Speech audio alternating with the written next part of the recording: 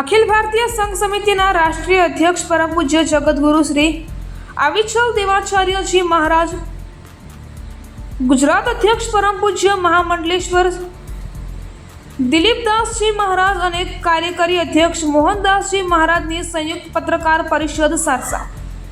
બાંગ્લાદેશના પ્રધાનમંત્રી શ્રી શેખ હસીના દેશ છોડી જતા આંદોલનકારીઓ જિહાદી સ્વરૂપમાં છેલ્લા 8-10 દિવસોથી બાંગ્લાદેશમાં સ્થાનિક હિન્દુઓની અકારણ નિર્મમ હત્યાઓ કરી રહ્યા છે. જિહાદીઓ દ્વારા હિન્દુઓના ઘર, મંદિર, ધાર્મિક શ્રદ્ધા કેન્દ્રો વગેરે તોડફોડ અને આગજનની તથા હિન્દુ મહિલાઓ પર અત્યાચાર કરવામાં આવી રહ્યા છે. બાંગ્લાદેશમાં હિન્દુઓ ઉપર થઈ રહેલા જિહાદી રાક્ષસી હુમલા થતા ભીષણ અત્યાચારથી વિશ્વભરના હિન્દુઓમાં તીવ્ર રૂપ છે. અખિલ ભારતીય સંઘ સમિતિના આ રાક્ષસી હિંસાને ક્રૂરતાથી સખત શબ્દોમાં નિંદા કરી વખોડે છે. બાંગ્લાદેશના હિન્દુઓને પણ ઢાકામાં મોટી સંખ્યામાં દેખાવો કરીને વર્તમાન શાસન માટે અલ્પસંખ્યાઓની રક્ષા માટે આયોગ બનાવવાની માંગ કરી છે. સંયુક્ત રાષ્ટ્ર સંઘ અને માનવ અધિકાર પંચને અપીલ કરી છે કે બાંગ્લાદેશના લઘુમતી હિન્દુઓની સલામતી નિશ્ચિત કરે તથા તેના ઉપર થઈ રહેલા ભીષણ અત્યાચાર વિરુદ્ધ તીવ્ર વિરોધ પ્રગટ કરવા કાર્યરત બને.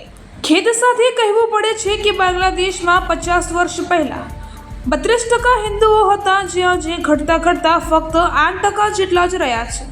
આ 8% પણ હત્યા, હિંસા અને અત્યાચારોનો ભોગ બની રહ્યા છે. આ સ્થિતિ ભયાવહ અને ચિંતાજનક છે. અખિલ ભારતીય સંઘ સમિતિ ભારત સરકારને આગ્રહ કરે છે કે બાંગ્લાદેશના હિન્દુઓની સુરક્ષા માટે ત્વરિત પગલાં ભરે તથા સરહદ પર શરણાર્થી બનેલા હિન્દુઓ માટે આશ્રય અને નિભાવ માટે ઉચિત કાર્યવાહી કરે. રિપોર્ટર ધનંજય શુક્લ, આણંદ.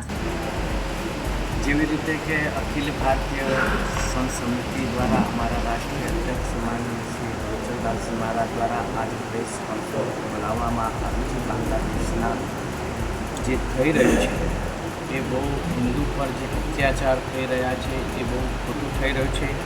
એના વિરોધમાં અમે સૌ સંતો એક બની અને સૌ સંત અને સંત સમિતિ દ્વારા સૌ સંતોને પણ અમે આહ્વાન કરીએ છીએ કે આપણે સૌ એક બની અને જે આ બાંગ્લાદેશમાં આપણા હિન્દુઓ પર જે અત્યાચાર થઈ રહ્યો છે એના વિરોધમાં આપણે સૌ એક આવી અને આગળ બની અને આગળ થઈ અને એ રોકવામાં આવે.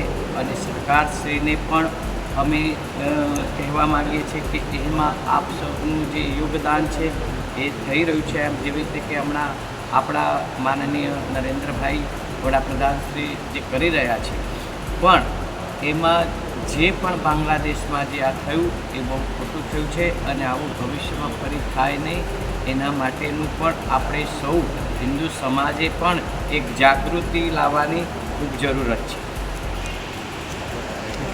અખિલ ભારતીય સંઘ સમિતિ દ્વારા આજે અહીંયા જે પ્રેસ કોન્ફરન્સનું આયોજન કર્યું છે, બાંગ્લાદેશમાં જે અમાનવીય અને સંપૂર્ણ જે રાક્ષસી પદ્ધતિથી હિન્દુઓ ઉપર જે અત્યાચાર થઈ રહ્યો છે એના પ્રત્યે રોષ અને વિરોધ દર્શાવવા માટે આ અખિલ ભારતીય સંઘ સમિતિનું આ પ્રેસ કોન્ફરન્સ છે. તેમાં અમારા અખિલ ભારતીય સંઘ સમિતિના ગુજરાત પ્રાંતના અધ્યક્ષ, જગન્નાથ મંદિરના મહામંડલેશ્વર દિલીપદાસજી મહારાજ પણ ઉપસ્થિત છે. સાંઈધામ અમદાવાદના અમારા કાર્યકર્તા મહામંડલેશ્વર મોહનદાસજી મહારાજ પણ ઉપસ્થિત છે. હિન્દુ સેનાના અધ્યક્ષ પણ છે, અમારા સંયોજક ભાઈ પણ છે. તો અમારો કહેવાનો મતલબ એ છે કે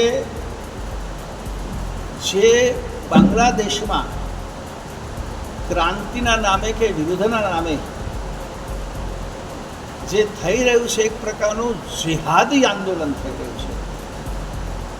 ઉગ્રવાદી અને આતંકવાદી પદ્ધતિની કાર્ય પદ્ધતિ ત્યાં માત્ર ને માત્ર હિન્દુઓના સામે થઈ રહી છે. આ કોઈ ક્રાંતિ નથી, આ કેવળ હિન્દુઓ સામે એક પ્રકારનો અત્યાચાર છે. અને એની અંદર વૈશ્વિક સંસ્થાઓ પણ પોતાનું મોઢું બંધ કરીને બેઠી છે. માનવ અધિકાર સંસ્થાઓ એ પણ બંધ બેઠી છે. અને સૌથી આશ્ચર્યનું તમને એ થાય છે કે આ દેશનો વિરોધ પક્ષ રાજકીય જે અત્યારે પાર્લામેન્ટમાં વકફ બોર્ડ વિશે જે ચર્ચા ચાલે છે એના વિરોધમાં કૂદીને હાથ લાંબા કરીને મોટા ઘાઘાટ કરીને એનો વિરોધ કરી રહ્યા છે. એ બાંગ્લાદેશમાં હિન્દુઓની જ્યાં દુર્ગતિ થઈ રહી છે એની સામે એક શબ્દ પણ બોલતા નથી. એનું અમને આશ્ચર્ય થાય છે. તમે તમામ સંતોને પણ અમે હાકલ કરી છે. અખિલ ભારતીય સંત સમિતિ તો 127 સંપ્રદાયોનું એક સંગઠન છે જે લગભગ ભારતના બધા જ સંતોને ધર્માચાર્યોની સાથે સંમિલિત છે.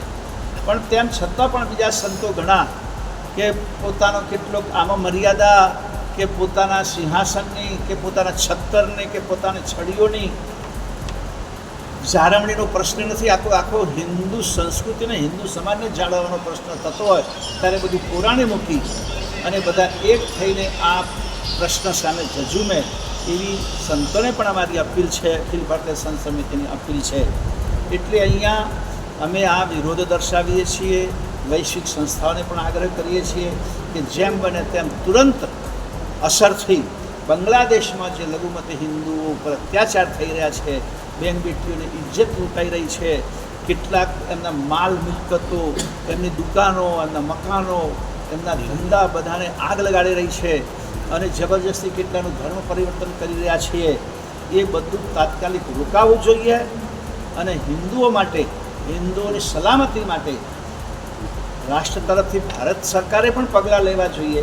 હાલાકી અમે સાંભળ્યું છે તે પ્રમાણે ઘણી અમારી આ વર્તમાન સરકાર માનનીય પ્રધાનમંત્રી નરેન્દ્રભાઈ મોદીની નેતૃત્વમાં આ દિશામાં ઘણું બધું એ લોકો પગલાં લઈ રહ્યા છે મર્યાદામાં રહીને.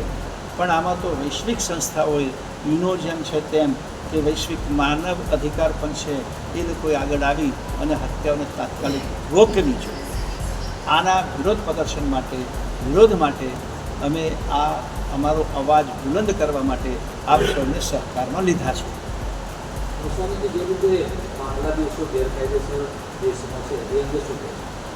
બહુ સારી વાત કે અમે તો ભારત સરકારને એ પણ અનુરોધ કરીએ છીએ જેમ સિટીઝન માટેનું જે અમેન્ડમેન્ટ બિલ એ તુરંત પાસ થાય અને તરત આ તો પાસ તો થઈ ગયું છે એના તરત એક્શન થાય અને આ દેશમાં જે બાંગ્લાદેશી ગેરકાયદેસર જે ઘૂસી આવ્યા છે એમને ઓળખીને પાછા બાંગ્લાદેશના તો બાંગ્લાદેશમાં, પાકિસ્તાનના તો પાકિસ્તાનમાં રવાના કરવા જોઈએ.